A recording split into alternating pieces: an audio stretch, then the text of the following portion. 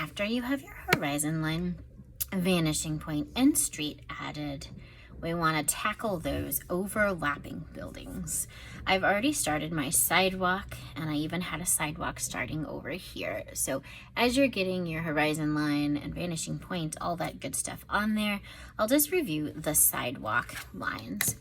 I like to start off way in the distance, and remember, all of the sidewalk lines will be perfectly horizontal. They'll be closer together the farther they are up to the vanishing point, or closer to the horizon line. And they will get longer. I feel it's easier to control how long they are if you start at the vanishing point. So they'll get slightly longer each time, keeping your ruler perfectly horizontal, not diagonal. We've already gone to the vanishing point with our sidewalk lines. If you want a sidewalk over here, these lines can't be vertical straight up and down because that would mean it's a fence. These little lines start at the vanishing point, but that's where they're heading to. So always make sure you're on the vanishing point. Check each time. Then you have a sidewalk that's in the front part here. Overlapping buildings. If you want to follow along with me, you're welcome to plan your city. Or once you get the hang of it, feel free to take it and run. We always want to start our buildings closest to the bottom of our paper first. Make sure you're starting with a perfect rectangle or square. Your paper is bigger than mine, so you may be able to fit more buildings. I'm just doing one. So focus on that perfect rectangle or square first, because that's the basis for creating a solid building in 1-point perspective. Then each of the corners has to go. Woohoo! My camera just flipped a little bit there, sorry. Each of the corners has to go to the vanishing point. Don't just pop in any old diagonal. Has to be lined up to the vanishing point for every one of those corners, except for the bottom one, because it goes right through the building.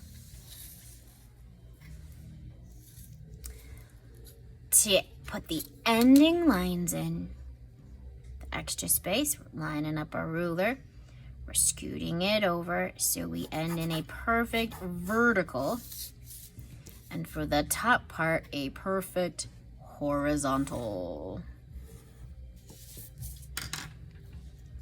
Remember, your eyes are really good at telling you if you're accurate or not. For a building that's behind, remember, we always start with a perfect rectangle or a square. Remember, if it's above the horizon line, like this building happens to be, we will not see the top. You'll also need to erase the horizon line running through your building. Corners go to the vanishing point, not just any old diagonal. I'm gonna stop talking at this point and just add some more buildings. Feel free to follow along. Remember, if you're watching this video on your own, you should pause it so you can catch up.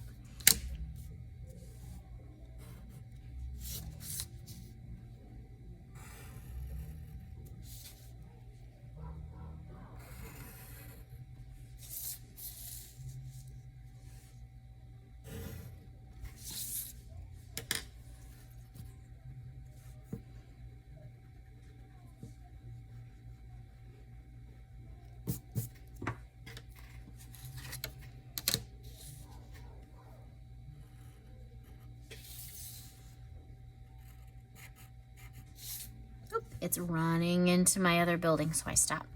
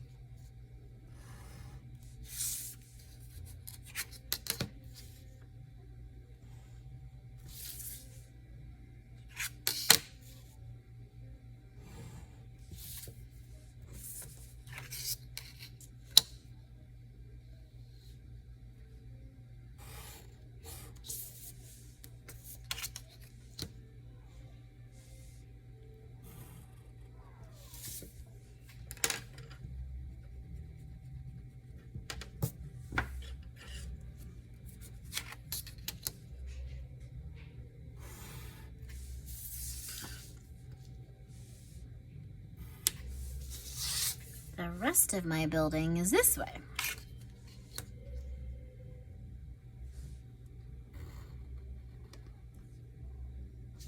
We can stop drawing there, and now we have an alleyway to walk through.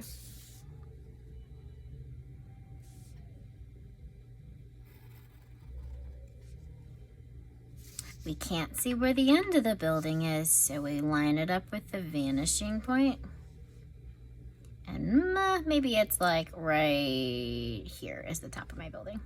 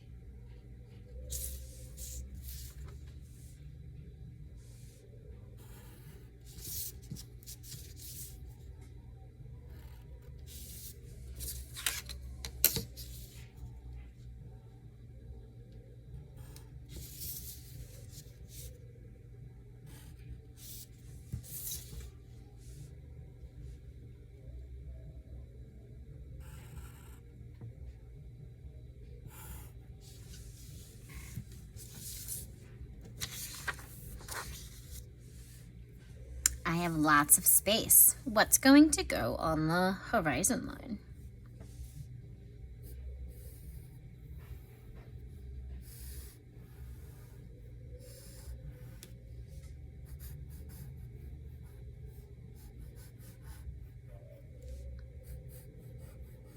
Mountains, tall trees.